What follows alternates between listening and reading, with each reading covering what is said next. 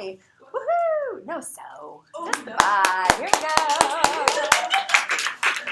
By a show of hands, can I see how many people have ever done something when they were a kid, like ate the last cookie or broke a lamp or something, and then just blamed it on their sin? Right. So look around. That's quite a lot of us. Well, everyone put their hands down. But unfortunately for me, being an only child meant that I was not that lucky. Oh. If I did something wrong, it was very obvious who did it in the household because my parents knew what either of them were doing, so I couldn't just blame something on the cat. But being an only child was very fundamental in my life because I was able to really understand my responsibility in the family because all these resources were being put into me, all of my parents' resources were being invested into me, so I had an expectation to uphold. And as a result of that, that helped me become who I am today and set my trajectory for the rest of my life. But being an only child is only one facet of what makes me who I am. So today, I want you guys to all get to know me better. Just the guys? Oh, sorry. I want everyone to Yay! get to know me better. So I'm going to start by telling you a little bit about my family, and then my high school theater group, and why I chose LMU. So to begin, I want to tell you about my family. So as you know, I am an only child. However, that wasn't the only part about me. I am an only child because I was known as what is called a miracle or rainbow baby. My mom was not able to have kids for a really long time, and she was deemed basically infertile. And then at like the ripe age of 42, I was like, hello, I'm coming. So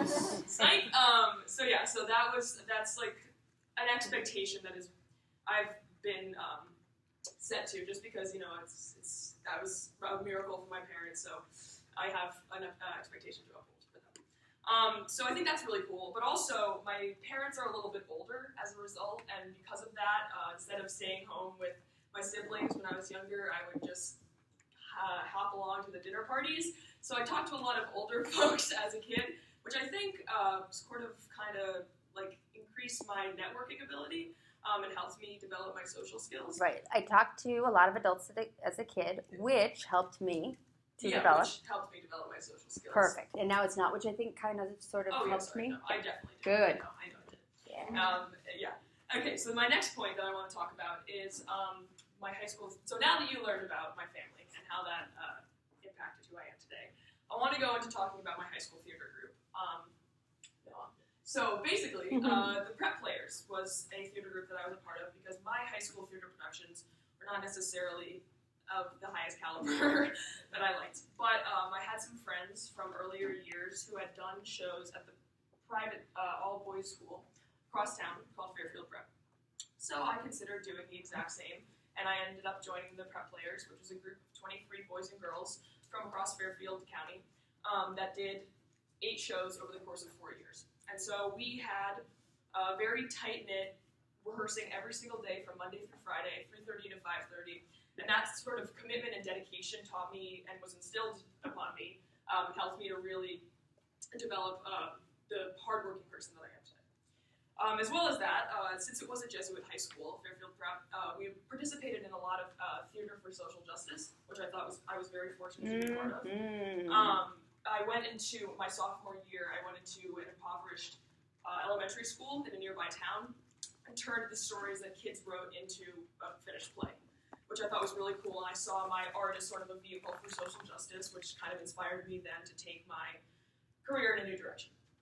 So now that you know a little bit about my high school theater group and how that impacted me, I want to move on to, finally, why I chose LMU. So why I chose LMU was originally because I was inspired by the Jesuit high school at which I had done my shows. My own school was just a public co-ed high school, and I thought that the mission that they had and how they were men for others, I mean, even though it was an all-boys school, I kind of felt that as well, like being a man and woman for others. And I really felt what that meant, and through doing social justice and theater for social justice, I got to actually see the transformation? Yeah, change? My actions. Yeah. How they kind of impacted others. Yeah, That's right, they do. So that was pretty cool.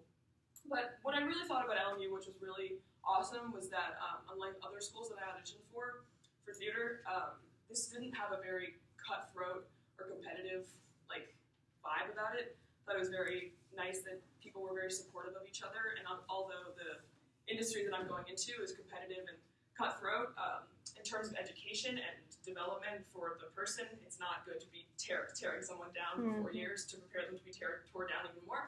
So I think that this education is going to be very rich and fulfilling because I'm going to be supported and in an environment like I was in high school, very community-based. And yeah, I'm really excited about that. And also, I chose LMU because if you know me, you know that I really dislike cold weather. I'm from Connecticut, and LMU is wonderful and very warm. So that's one of the reasons I chose LMU as well. So in conclusion, I hope that by talking about my family and my high school theater group and why I chose LMU helped you all to get to know me a little bit better. And although I never got to blame anything on my siblings, having that sense of social responsibility has taught me about my social change, and here I go.